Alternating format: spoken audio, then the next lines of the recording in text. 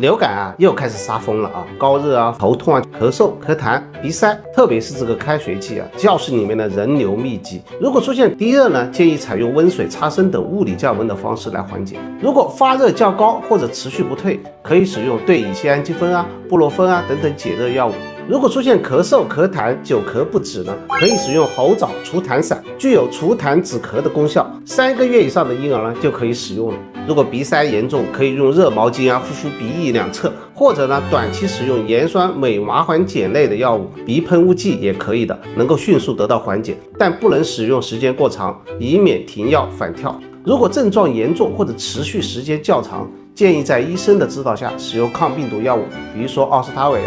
马巴洛沙韦可以有效的抑制流感病毒的复制，从而减轻症状并且缩短病程。